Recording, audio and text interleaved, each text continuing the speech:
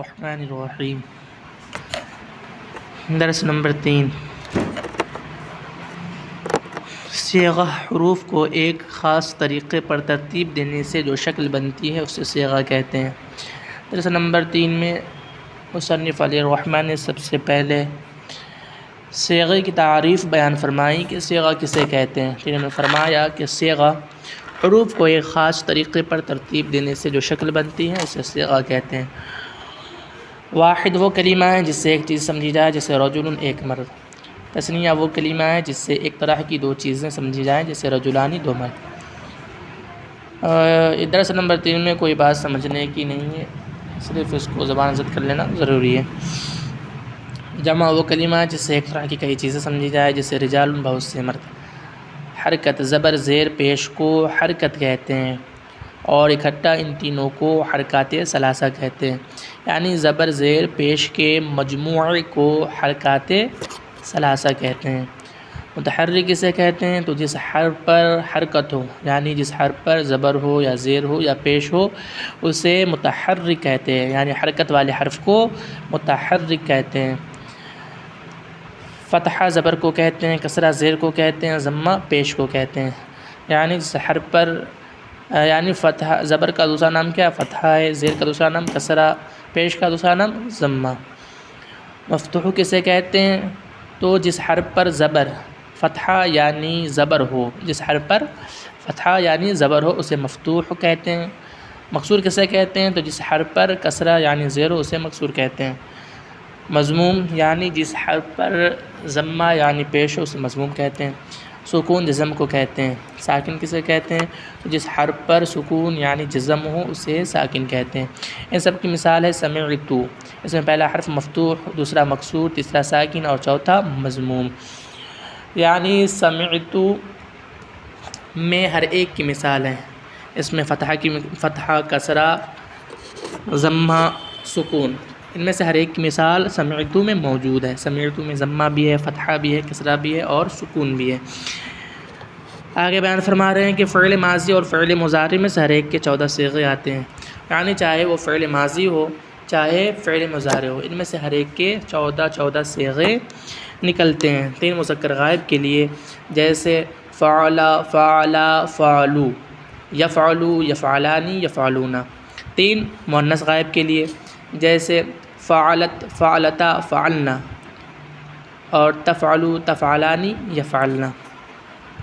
3 مذکر حاضر کے لیے جیسے فعلتا، فعلتما، فعلتم، تفعلو، تفعلان، تفعلون۔ 3 مؤنث حاضر کے لیے جیسے فعلتی، فعلتما، فعلتن اور تفعلو، تفعلان، تفعلن۔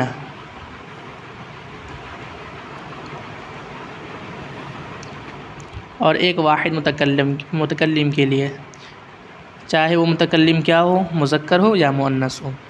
واحد متکلم یعنی متکلم کے لیے ایک ہی صیغہ استعمال ہوتا ہے، چاہے وہ مذکر ہو یا مؤنث ہو، جیسے ماضی میں فعلت اور مضارع میں افعل۔ اور ایک صیغہ جمع متکلم کے لیے، چاہے وہ سب مذکر ہوں یا مؤنث، یا بعض مذکر ہوں اور بعض مؤنث ہو۔ یعنی جمع متکلم کے لیے ایک ہی صیغہ استعمال ہوتا ہے، چاہے وہ فعل ماضی ہو چاہے فعل مضارع ہو، اور وہ متکلم یا تو مؤنث ہو یا مذکر ہو، یا کچھ مؤنث ہو یا کچھ مذکر ہو، ایک ہی صیغہ استعمال ہوتا ہے جمع متکلم کے لیے، جیسے ماضی میں فعلنا اور مضارع میں نفعل۔ ان صیغوں میں واحد مذکر غائب بنانے کا کوئی قاعدہ کلیہ نہیں، یعنی چاہے وہ ماضی ہو یا مضارع، نہیں، ان صیغوں میں واحد مذکر غائب بنانے کا کوئی قاعدہ کلیہ نہیں۔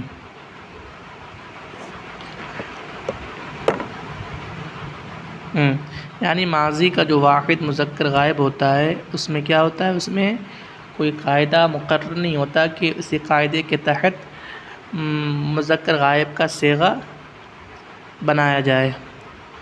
بلکہ صرفیوں نے 43 ابواب مقرر کر دیے ہیں اور ہر باب سے ماضی معروف و مضارع معروف کا ایک ایک صیغہ واحد مذکر غائب بتا دیا ہے۔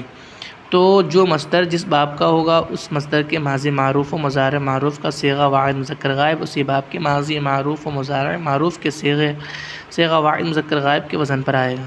اور باقی صیغوں کے بنانے کے قواعد ہیں جو صیغوں کی بناوٹ پر غور کرنے سے معلوم ہو جاتے ہیں۔ آگے بیان فرما رہے ثلاثی مجرد، یعنی چاہے وہ فعل ماضی ہو یا فعل مضارع، اس طریقے سے ان میں سے ہر ایک یا تو معروف ہوتا ہے یا مجہول ہوتا ہے یا کیا ہوتا ہے، یا مثبت ہوتا ہے یا منفی ہوتا ہے، یا لازم ہوگا یا متعدی۔ اسی طریقے سے حروف اصلی کے اعتبار سے ان میں سے ہر ایک یا تو کیا ہوگا، ثلاثی مجرد ہوگا یا ثلاثی مزید فی ہوگا۔ ثلاثی مجرد کی تعریف بیان فرما رہے ہیں کہ 3 حرفی کلمہ جس میں کوئی حرف زائد نہ ہو، یعنی 3 حرفی کلمہ جس میں کوئی حرف زائد نہ ہو، یعنی ماضی میں 3 حروف اصلی کے علاوہ کوئی حرف زائد نہ ہو، اسے کیا کہتے ہیں، ثلاثی مجرد کہتے ہیں۔ ثلاثی مجرد کسے کہتے ہیں، 3 حرفی کلمہ جس میں کوئی حرف زائد نہ ہو اسے ثلاثی مجرد کہتے ہیں۔ جیسے علیمہ میں کوئی حرف زائد نہیں ہے، ان میں تینوں کے تینوں حروف کیا ہیں، حروف اصلی ہیں۔ ثلاثی مزید 3 حرفی کلمہ جس میں کوئی حرف زائد بھی ہو، کوئی حرف زائد بھی ہو، جیسے اعلم، اس میں کیا ہے، اس میں حمزہ جو ہے وہ کیا ہے، زائد ہے، اس میں پہلا حرف زائد ہے یعنی حمزہ۔ ثلاثی مجرد سے ماضی 3 وزن پر آتے ہیں، یعنی ثلاثی مجرد سے ماضی کے 3 اوزان آتے ہیں، یعنی ثلاثی مجرد سے جو ابواب آئیں گے ماضی کے، وہ یا تو فعلہ کے وزن پر ہوگا یا فاعلہ کے وزن پر یا فعولہ کے وزن پر، اور مضارع بھی 3 وزن پر آتا ہے، جیسے یفعلو، یفعلو، یفعلو۔ ماضی کی بھی 3 اوزان ہیں اور مضارع کی بھی 3 اوزان ہیں۔ ماضی کے کون سے اوزان ہیں، وہ ہے فعل، فاعل، فعولہ۔ مضارع کے یفعلو، یفعلو، یفعلو۔ ماضی اور مضارع کو ملانے سے کل 9 صورتیں ہوتی ہیں، لیکن زبان عرب میں عموماً صرف 6 شکلیں مستعمل ہیں، انہی کو 6 ابواب کہتے ہیں۔ اس جگہ انہی ابواب کے ماضی معروف و مضارع معروف کا ایک ایک صیغہ واحد مذکر غائب لکھا جا رہا ہے، اور آگے ہر ایک کی پوری گردان صیغوں کی تفصیل کے ساتھ آئے گی انشاءاللہ تعالی۔ واضح رہے کہ جو حرف فعل یا یفعلو کے فا کے مقابل ہو اسے فا کلمہ، جو عین کے مقابل ہو اسے عین کلمہ، جو لام کے مقابل ہو اسے لام کلمہ کہا جاتا ہے۔ مثلا نصر کیا ہے، بروزن فعل، فعل کے وزن پر کیا ہے، نصر۔